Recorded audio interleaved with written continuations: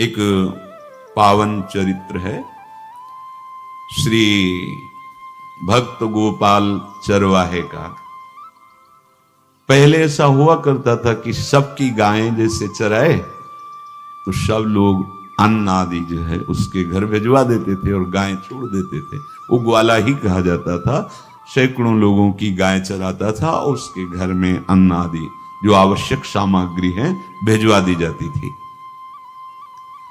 ना तो एक अक्षर वो पढ़ा लिखा था और ना कभी उसने भगवान का नाम या कोई चर्चा सुनी थी।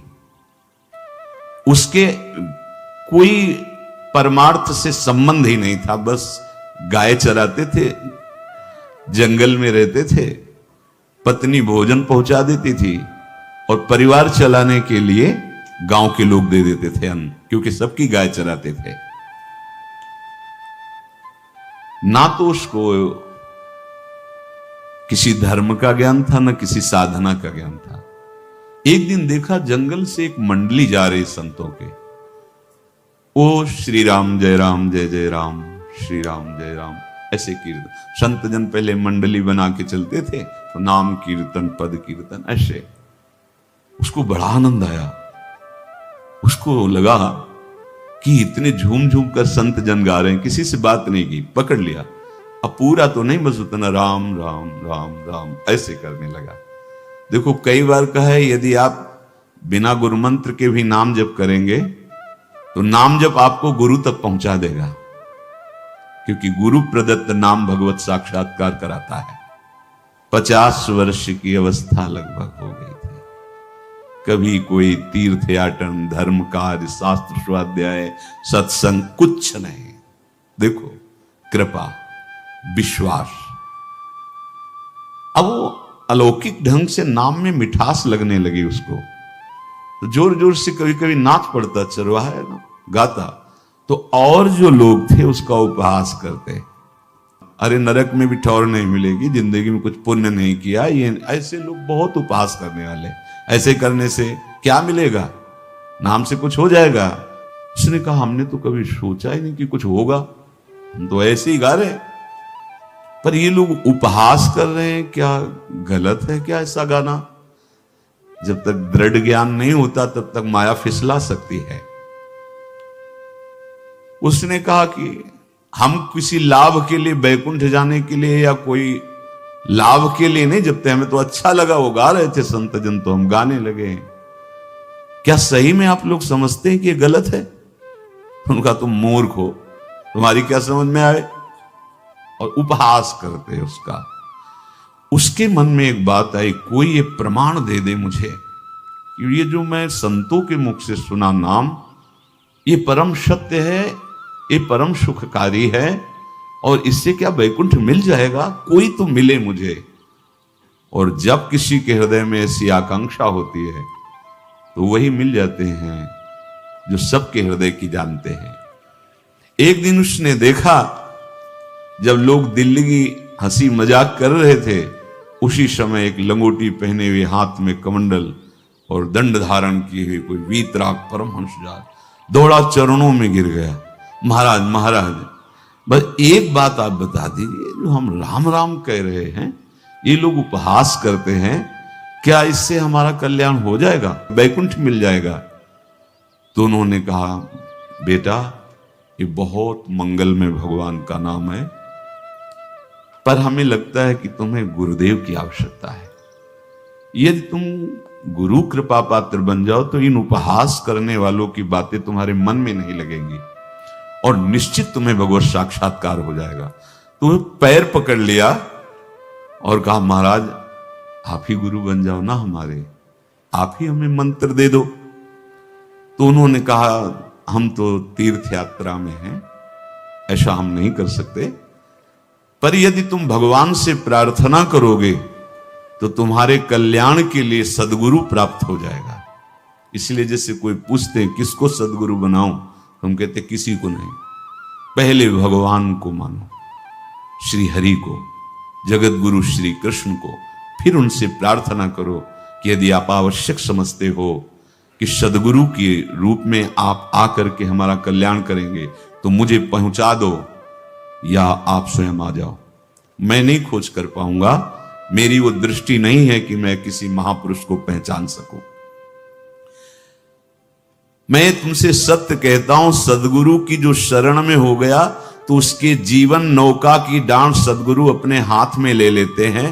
फिर उसको कोई भय, कोई उपहास, कोई लज्जा नहीं सताती। वो सुख पूर्वक इस दुखद अपार संसार समुद्र से पार हो जाता है। पर बेटा, तेरे ऊपर भगवान की बड़ी कृपा है, क्योंकि तू संतों को मानता है। तू मेरी बात पर विश्वास कर ले, अंदर से तू एकांत में रो, तुझे सदगुरु मिल जाएंगे। अब ऐसा कहकर वो अपने राह में चले तीर्थ यात्रा के लिए। अब वो खोजता, एकांत में बैठकर देखता, कभी कभी वो पेड़ पे चढ़ जाता कि कोई संत तो नहीं आ रहे हैं। अब उसके लिए वहां भोजन पहुंच जाता, पाता, गाय देखता और बस खोज करता कि सदगुरु आ जाए, सदगुरु आ जाए। बहुत समय व्यतीत हुआ, पर उसका विश्वास नहीं टूटा कि संत ने कहा था कि तुम भावना करो कि सदगुरु आ जाएंगे। भगवान सदगुरु बन करके आ गए, वही है सदगुरु। देखा सामने से बड़े तेजस्वी महात्मा बड़े तीव्र गति से आ रहे। वो दौड़ा, गुरुदेव गुरुदेव, चरणों में लौट गया। चरणों में जे ही गिरा तो एक बिजली सी दौड़ी उसके हृदय में। अब बात बन गई, गुरु मिल गए। वो खड़े हो गए, देखते ही सात्विक भाव उत्पन्न हो रहा है, आंसू निकलने लगे। देखते ही मन में आया कि जो संत कह रहे थे सदगुरु मिल जाएंगे, यही हमारे सदगुरु हैं। हृदय में उत्साह, आतुर आवाज, प्रभु मुझे भवसागर से पार करने वाला गुरु मंत्र दे दो। ऐसे थोड़ी दीक्षा दी जाती कि गली चलते दी जाए, दूंगा। जा पहले स्नान करके आ, फिर एकांत स्थान में बैठेंगे, फिर तेरे को उपदेश देंगे। बोला महाराज, मैं जंगली आदमी हूं, गाय चराता हूं, हमारा घर बार से कोई आना जाना नहीं, यही भोजन आ जाता है। संत ने कहा अच्छा स्नान करो। स्नान करके आए, एक पेड़ के नीचे, भाई मैं तुझे कुछ नियम दूंगा, कुछ शर्त। तो अब महाराज गंवार आदमी है, ना हम आपका कोई नियम पालन कर पाएंगे, ना कोई व्रत पालन कर पाएंगे, ना कोई साधना कर पाएंगे। आप देख लो हमारी हालत, 50 साल का हूं, पढ़ा लिखा बिल्कुल नहीं, कोई धर्म कर्म नहीं जानता, गाय चराता हूं। मुझसे बहुत बातें नहीं सदेंगी, अगर एक कोई बात बता दो तो प्रण करता हूं जिंदगी में प्राण त्याग सकता हूं, पर एक बात, कोई एक नियम कोई दे दो। हमें बहुत नियम तो नहीं समझ में आएंगे, एक कोई बात बता दो कि ऐसा कर लेना और मंत्र जपना, तो हम प्राण त्याग सकते, पर आपकी आज्ञा उल्लंघन, पर बहुत हम बातें नहीं मान पाएंगे क्योंकि हमारे इतना ज्ञान नहीं है। गोपाल के वचन सुन करके बहुत प्रसन्न हुए संत भगवान। एक नियम तुझे देता हूं, हमारे आराध्य देव श्री कृष्ण हैं, गोविंद हैं। आज से तुम्हारे आराध्य देव गोविंद हुए, हां श्री कृष्ण है। बिना उनको पवाए तुम्हें पाना नहीं है, बस यही तुम्हारे लिए नियम है। तुम्हारे पास जो आवे, सूखी रोटी, दूध, छाछ, जो भी, बिना उनको पवाए पाना नहीं है। सीधा सरल आदमी। गुरुदेव प्राण चाहे चले जाएं, बिना उनको पवाए आज के बाद कभी जिह्वा पे कुछ नहीं जाएगा, ऐसा गुरुजन आदेश करते हैं वैष्णव मार्ग के पथिकों को कि जल भी बिना अर्पित किए मत पियो। अगर आप बिना अर्पित किए पीते हैं तो आपकी बुद्धि में इष्ट देव के प्रति ममत्व तो नहीं आ पाएगा, नहीं आ पाएगा। अब तो गोपाल नाच पड़ा कि गुरु मिल गए, गुरु मंत्र मिल गए और इष्ट का पहचान मिल गई। उसी समय घर से भोजन आया, वही कभी चटनी रोटी, ऐसे ही बैठा एकांत वृक्ष के नीचे, आओ गोविंद भोग पाओ। अब गोपाल विचार में लगा कि आ तो रहे हैं ही नहीं, और गुरुजी ने कहा बिना पवाए पाना नहीं। पूरा दिन व्यतीत हो गया। गुरुजी कह रहे थे घट घट में विराजमान भगवान है, तो कहीं से भी प्रकट हो सकते हैं, तो अंदर मंत्र जपता हो, कहता आओ भगवान, पाओ आके, नहीं आए। महाराज हमारे गुरुदेव ने आपका ध्यान जो बताया था वैसे ही आओ, आप पाओ आकर के। रात्रि हो गई, देखा प्रभु नहीं आए तो भोजन उठाया, गाय को पवा दिया, तो बहुत सी गायें थी, भूखा रह गया। दूसरे दिन फिर भोजन आया, एक पत्ता टोरा, जल से छिड़का पत्ते को और भोजन रखा। भगवान को फिर पुकारा, आओ प्रभु। गुरुदेव ने आज्ञा की, बिना आपको पवाए हम अपनी जबान में नहीं रख सकते। शाम हो गई, रात्रि हो गई, फिर गौ को दे दिया, नहीं पाया। अब एक तो 50 वर्ष की अवस्था और गौओं के पीछे दौड़ना और भोजन पाना नहीं, शरीर में सामर्थ्य धीरे धीरे कम होने लगी। तीसरा दिन, चौथा दिन, पांचवा दिन, छठा दिन, सातवां दिन, दीनानाथ प्राण चाहे निकल जाए, हम गुरु की आज्ञा नहीं तोड़ सकते। अगर आप नहीं आएंगे तो भूखों मर जाऊंगा। पर हम ये बात देखो, ये बात चरवाहा है, कोई साधना पूर्व की नहीं। गौ सेवा के प्रताप से उससे संतों में प्रीति हो गई, नाम की कृपा से, गुरु की कृपा से नामी की प्राप्ति की चाह। ऐसे कई दिन व्यतीत होते गए, अस्थि मात्र होए रहे शरीरा। पूछते कि क्या बात है, भोजन तो हम रोज लाते हैं, आप रोज लेते हैं, क्या पाते नहीं? आपका विषय नहीं। शिक्षा मिलती है, अपने गुरु उपदिष्ट साधन को किसी से बताना नहीं चाहिए। गुरु उपदिष्ट साधन जब तक सिद्धावस्था ना पहुंच जाए तब तक गुप्त रखा जाता है। जो जैसे आप सत्संग सुन रहे हो, इसमें कोई वचन आपको लगा, पकड़ लिया, अब वो जीवन में तभी बोलना जब उसका प्रभाव हमारे जीवन में आ जाए। नहीं ऐसे नहीं बोलना, नहीं तो निकल जाएगा। और अगर रोक लिया तो मंथन करेगा अंदर और आपको उसमें स्थित कर देगा।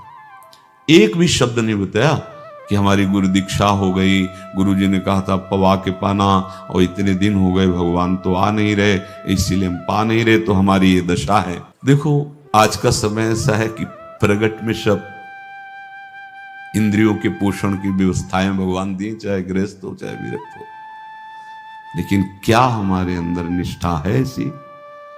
सबरी जी जब उनके गुरुदेव पधारने लगे तो चरणों में रो के गिरी कि प्रभु, इस पूरे विश्व में मुझ अधम को सिर्फ आप ही प्यार करने वाले, आप ही ने दुलार करके मुझे रखा, नहीं सब जगह ठोकर मिलती, कोई भी संत महात्मा हमारी तरफ देखना नहीं चाहते। और प्रभु आप जा रहे हो, आप कैसे जीवन जानते हो क्या कहा?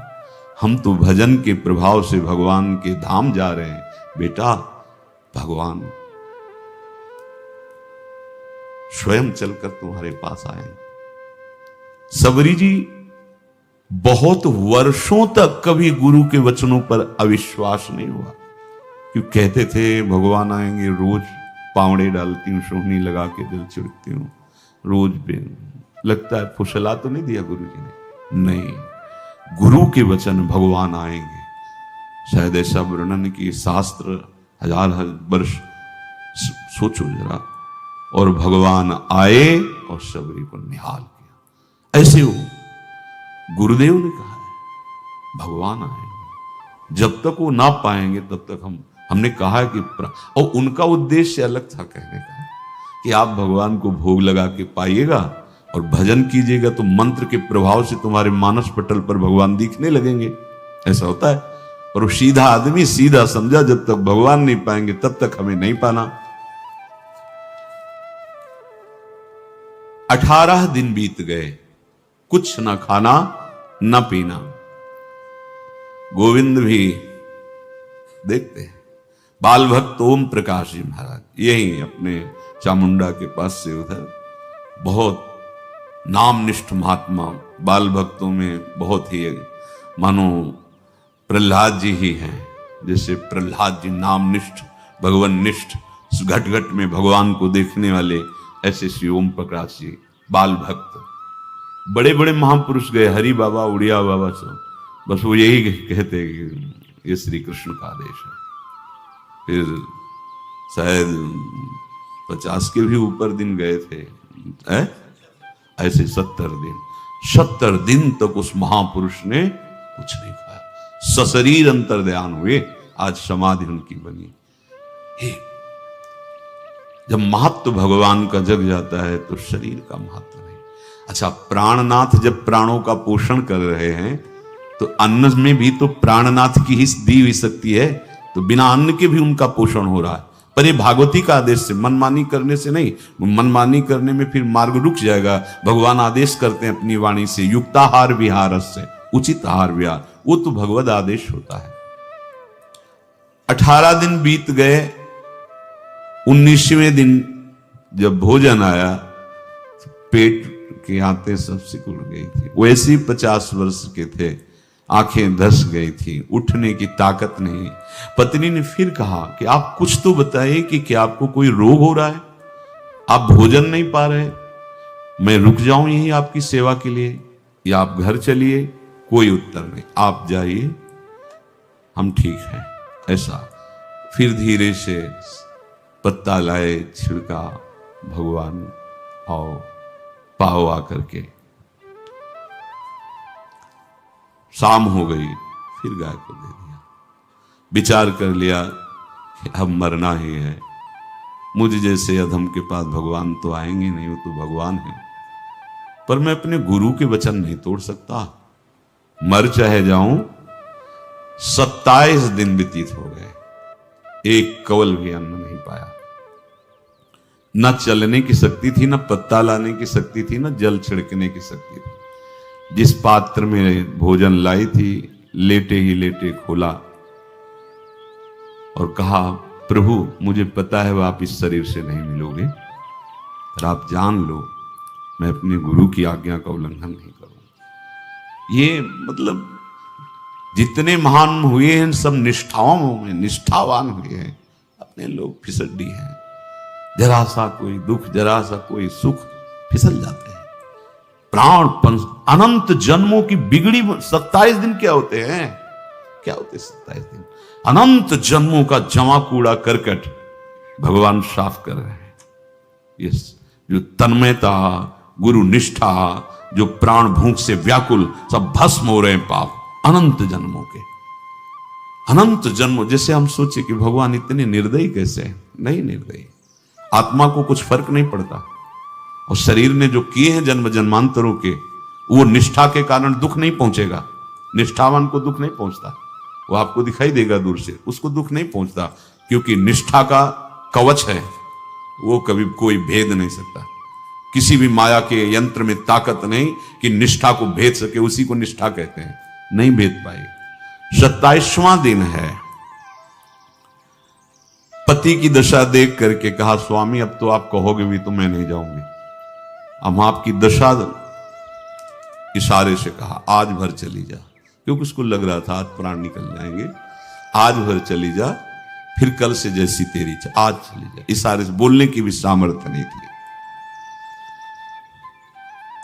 गोपाल के आंसुओं की धारा चल रही, पड़े पड़े धीरे से खोला जो भोग है, और अंतस्थल, आज बोल भी नहीं पा रहे, अंतस्थल से कह रहे, प्रभु अब चाहे आके पालो या लिवा जाके पवा देना, देख लो आप, आखिरी है, आके पालो या लिवा जाना, अपने यहां पवाना, क्योंकि हमारे यहां तो पाए नहीं आप।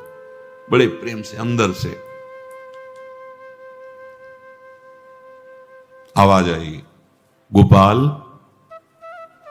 आंख खुली, क्योंकि बोलने की हिम्मत ने, ये अंदर से प्रार्थना की थी, गोपाल वो अमृतमय। गुरुदेव ने कहा था कि उनकी वाणी से अमृत बरसता है। एकदम आंख खुला, देखा वही पीतांबर, वैसे ही मोर मुकुट, वही मुरली, वही करधनी, वैसे ही नूपुर, वैसे ही ललित त्रिभंगी। गुरुदेव ने जैसा वर्णन किया था वैसा ही सुंदर रूप गोपाल के सामने। प्रभु मुखमंडल की मनोहरता देखकर निहाल हो गए, निहाल कर देंगे।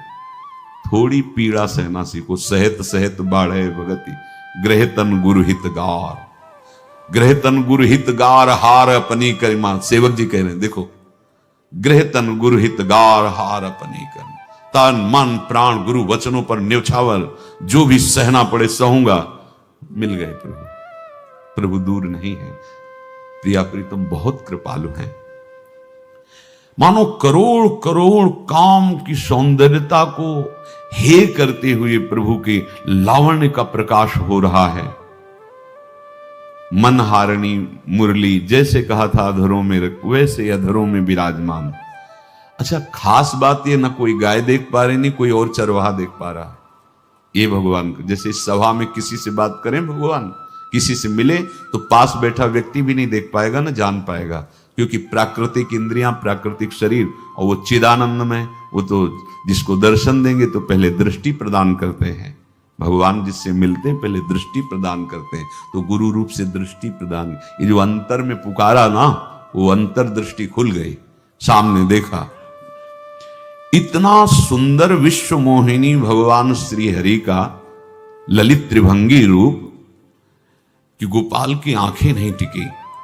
इतना सुंदर रूप, आंखें भगवान के तेज के आगे बंद हो गई। जो भी बंद हुई तो देखा मानस पटल पर वैसे ही ललित त्रिभंगी। फिर खोला, देखा सामने भगवान मुस्कुराए, सामर्थ्य प्रदान की। देखो अर्जुन के साथ ही तो खेलते हैं भगवान सखा भाव से, रथाक रहे हैं, लेकिन भगवान का विराट स्वरूप देखने की सामर्थ्य अर्जुन में थी क्या? दिव्य दृष्टि प्रदान की। फिर भी कांप रहे थे अर्जुन जी भगवान की दिव्य दृष्टि संपन्न नेत्रों से उस विराट महिमा को देखकर कांप रहे थे अर्जुन। ये तो माधुर्य रूप प्रभु का है। उसने मानो इशारा किया प्रभु को कि हमारी सामर्थ्य में मैं सकिल कर आ जाऊं, नजदीक आप आ जाओ। आ गए, अपना माथा प्रभु के चरणों में रखा, आंसुओं से भगवान के चरणों का प्रक्षालन कर रहा। देखो, गांव का गाय चराने वाला ग्वारा, जिसको कोई धर्म कर्म का ज्ञान नहीं, कोई भक्ति का ज्ञान नहीं, कोई शास्त्र का ज्ञान नहीं, भगवान ने फिर उसको उठाया और अपने हृदय, ज्यों हृदय से लगाया, हष्ट पुष्ट स्वस्थ सब, अंतर बाहर पूर्ण, कोई पीड़ा नहीं, कोई दुख नहीं, बिल्कुल तेजस्वी स्वरूप। भगवान की स्पर्श की महान सामर्थ्य है। बाली ने बहुत मारा ना सुग्रीव को, तो कर परसात सुग्रीव शरीरा, जे इस पर सारी पीड़ा गई। भगवान अमृत सावी है, भगवान दिव्य चिदानंद भाव देने वाले हैं। अब तो सुरमुनि वांछित प्रभु की छाती से लपटा हुआ है। ये ऐसा ना सोचो कि कहानियां हैं, ऐसा ये सत्य विषय आप भी प्राप्त कर सकते हैं। इसी के लिए रोज सत्संग होता है। जो भगवान से लिपट कर छाती में अश्रु की बूंदे, वो भगवान ये था माम प्रपद्यन्ते, भगवान की अश्रु बूंदों से गोपाल का अभिषेक होगा। मानो सुदामा मिलन हो रहा है। जैसे भगवान को दैन्य बहुत प्रिय है। तभी भाई जी महाराज कहते हैं पद में कि बुद्धिहीन बना दो हे भगवान, हमें बुद्धिहीन बना दो। ये जो बहुत बुद्धि चलती है ना, इसके लिए दौड़ भाग है। नहीं, सीधे प्रभु हमारे हैं, हम प्रभु के हैं। नाम जप आश्रय भगवत प्राप्ति निश्चित। भगवान बोले, प्यारे गोपाल अब तो रो मत, देख मैं तेरे प्रेम में पगी हुई ये जो सूखी रोटियां हैं अभी पाता हूं। वो भगवान बैठ गए और उसके घर की जो रोटी थी उसे, देखो मुझे त्रिभुवन का कोई भी भोग प्रसन्न नहीं कर सकता गोपाल, मुझे त्रिभुवन का कोई भोग प्रसन्न नहीं कर सकता। इस बात को समझो। जिनको ये भ्रम हो कि हम अधर्म से कमा के 56 भोग लगा के प्रभु को प्रसन्न कर लेंगे, तो ये बात सुनो। कह रहे मुझे त्रिभुवन का कोई भोग प्रसन्न नहीं कर सकता, मैं ऐसे ही अन्न की चाह रखता हूं। भगवान के वचन, जैसे दुर्योधन का महल का सब वैभव त्याग के, स्वागत ठुकरा के और विदुरानी जी के हाथ का छिलका पाया, मैं ऐसे ही अन्न की चाह रखता हूं, भगवान कहते हैं, बलिहारी है। कभी प्यार से एकांत में रो के इनको पवाना सीखो। भले आप इतनी कटोरी में सब्जी, 2 रोटी, और अगर दैन्य भाव से कि नाथ कहां आप और कहां, कैसे आपको पवाएगा। जो छवि है ना, पंखा करते जाओ ऐसे बीच बीच में, जल पिला, देखो ना, ये था माम प्रपद्यन्ते तास्तते भजम। आप जैसा मानोगे वैसा ही वो व्यवहार करेंगे, पक्का समझ लो। गोपाल जो सच्चे हृदय से मुझे पुकारता है, मैं अवश्य उसको मिलता हूं। जो प्रेम पूर्वक मुझे पवाता है, मैं अवश्य उसका पाता हूं। पत्रम पुष्पम फलम तोयम ये में भक्त्या, भक्ति पूर्वक जो पवाया। भक्ति पूर्वक का मतलब दैन्य। अभक्त में अहंकार होता है, देखो ये किया मैंने, वो भगवान स्वीकार नहीं करते। वो आपका शुभ कर्म बन सकता है, अब वो भी धर्म से कमाई की है तो, पर भगवान की प्रसन्नता का हेतु होगा दैन्य। जहां भी देखो हमारे स्वामी को, जहां भी देखो दैन्य में बिके हुए पाए गए, दैन्य में। और ये दैन्य किसी बाजार में नहीं मिलती, ये दैन्यता बनावटी नहीं होती, ये वस्तुता हृदय की होती, भगवत प्रदत्त ही होती है। पर जो संत सदगुरुदेव की आज्ञा का अक्षरशः पालन करे तो इस दैन्य का निश्चित प्रादुर्भाव हो जाएगा, अहंकार गलित हो जाएगा। वत्स, मैं किसी भी वस्तु का कभी भूखा नहीं हूं। मानो गोपाल के बहाने से हमको समझा रहे हैं, क्या चाहिए भगवान को, क्या चाहिए? कुछ भी कर लो, माना कि तुम तात्कालिक वर्तमान दुख को मिटा सकते हो, तात्कालिक, लेकिन संपूर्ण दुखों को मिटाने के लिए हरिनाम गरज रहा है, राधा नाम गरज रहा है। आपसे प्रार्थना है, समझो इस बात को। कलयुग केवल नाम आधारा। देखो, सुन के राम राम शुरू किया, मिल गए सिद्ध सदगुरुदेव, दे दिया मंत्र, बता दी निष्ठा, और मिल गए भगवान।